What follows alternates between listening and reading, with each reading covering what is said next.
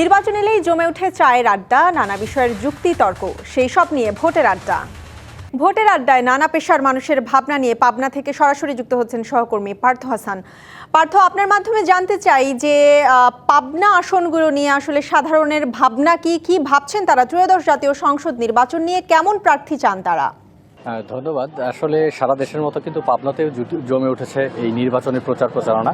আমরা মূলত দেখেছি পাবনার যে 5টি আসন, এখানে জামাত এবং বিএনপির প্রার্থীরাই কিন্তু এই প্রচারণায় এগিয়ে রয়েছে। আমি এই মুহূর্তে রয়েছি পাবনার এডওয়ার্ড কলেজে।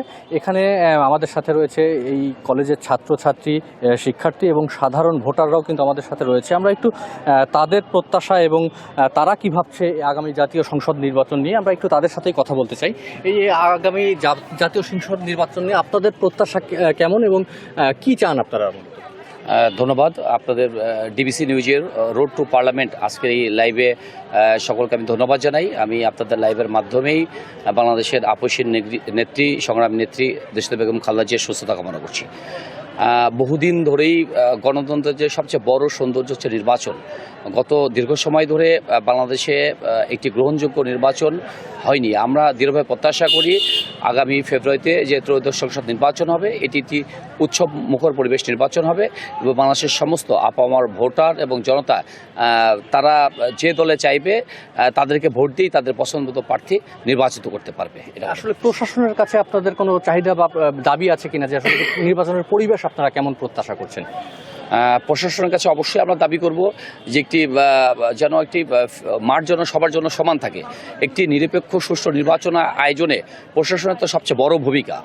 প্রশাসন যদি কোনো দলীয় সাপোর্ট করে ফেলে সেক্ষেত্রে তো সাধারণ ভোটাররা বিভ্রান্তি হবে এবং প্রশাসন যদি ভয়ভীতি প্রদর্শন করে, পূর্বে যেমন আমরা গত ফ্যাসিবাদের সময় দেখেছি প্রশাসন আজ্ঞাবহ প্রশাসন তাদের পক্ষে কাজ করছে। আমরা প্রশাসনের নিরপেক্ষ ভূমিকা প্রত্যাশা করছি। ধন্যবাদ আপনাকে। এই যে আগামী নির্বাচনে আসলে অতীতে আমরা দেখেছি বিভিন্ন অভিযোগ ছিল যে সাধারণ ভোটাররা তাদের পছন্দসই প্রার্থীকে ভোট দিতে পারেননি, এই ধরনের কিছু অভিযোগ তোলা হয়েছিল। আসলে এই বিষয়টা আপনারা কিভাবে দেখছেন এবং আগামী নির্বাচনে আপনাদের প্রত্যাশা কি? ধন্যবাদ ডিবিসি চ্যানেলকে। আমাদের তরুণ প্রজন্মের বর্তমানে আমরা যারা আছি, আমরা তরুণ প্রজন্মের পক্ষ থেকে আমি বলছি সেটা হচ্ছে যে বিগত 14-15 বছর 2-3টা নির্বাচনে আমরা ভোট দিতে পারি নাই। তো বিগত সময়ে যে সমস্যাগুলো ত্বরান্বিত হয়েছে, আগামী ফেব্রুয়ারিতে যে আসন্ন নির্বাচন হতে যাচ্ছে সেই নির্বাচনে তরুণ প্রজন্ম প্রত্যেকটা প্রার্থীকে দেখে যাচাই বাছাই করে সুন্দর উৎসবমুখর পরিবেশে ভোটাধিকার প্রয়োগ করবে, এই আশাবাদ আমি ব্যক্ত করছি। এই নির্বাচনের আগ মুহূর্তে আমরা দেখছি আর অল্প কিছুদিন বাকি আছে এই নির্বাচনের আগ মুহূর্তে আপনারা সার্বিক পরিস্থিতি কেমন দেখছেন এবং নির্বাচনের দিন আসলে আপনাদের সেই দিনের প্রত্যাশাটা কেমন থাকবে, আসলে কি চাচ্ছেন আপনারা? ধন্যবাদ জানাই ডিবিসি নিউজকে। আমরা আশা করি এবারকার অনেক সুস্থ নির্বাচন হবে। এর আগে আমরা দেখছি যে জনগণ, সাধারণ মানুষ ভোট সেন্টারে না গিয়েই ভোট হয়েছে। ইনশাল্লাহ এবারকার তা হবে না। আমরা আশা করছি সুস্থ নির্বাচন হবে। আর তরুণ প্রজন্ম, ছেলে মেয়ে সবাই ভোট দিতে এবারকার আগ্রহী। অনেকেই ভোট দিতে পারে না, এই প্রথম ভোট। সবাই আগ্রহী আছে যে ভোট দিবে, সুস্থ নির্বাচন হবে, ভোট সেন্টারে যাব, ভোট দিব, চলে আসব, নিজের পছন্দ মতো প্রার্থীকে ভোট দেবো ইনশাল্লাহ। এই যে উনি যে অভিযোগটা করলেন যে অতীতে কেন্দ্রে না যেয়েও আসলে ভোট হয়ে গেছে, এরকম ঘটনা ঘটেছে। আসলে এই যে ছাত্র আন্দোলনের পরে একটি স্বৈরশাসকের পতন হলো বা আপনারা একটা এত বড় বিপ্লব করলেন, তারপরে পরবর্তীতে এই আগামী নির্বাচনে আসলে আপনাদের প্রত্যাশার জায়গা কি? এই ঘটনার পুনরাবৃত্তি আপনারা চান কিনা? জি, বিদেশি নিউজকে ধন্যবাদ।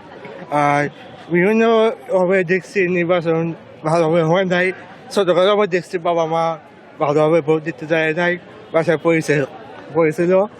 আর এখন 2024 সালে ফ্যাসিস্ট হাসিনা যে নির্বাচনটা করছে, সেটি বিভিন্ন ছাগল, গরু বিভিন্ন জায়গায় দেখছি ভোট কেন্দ্রে যায় নাই। 30% ভোট হয়েছে, তাও হয় নাই।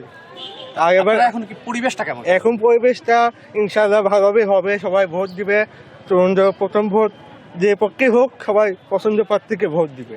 এটাই যেমনটি শুনছিলেন যে আসলে এই তরুণ প্রজন্মের যারা ভোটার রয়েছে তারা কিন্তু বলছেন যে আসলে অতীতে যে অভিযোগগুলো বারবার এসেছে যে নিজের ভোটাধিকার প্রয়োগ করতে পারেনি অনেকে, এই ধরনের অভিযোগ কিন্তু এসেছিল।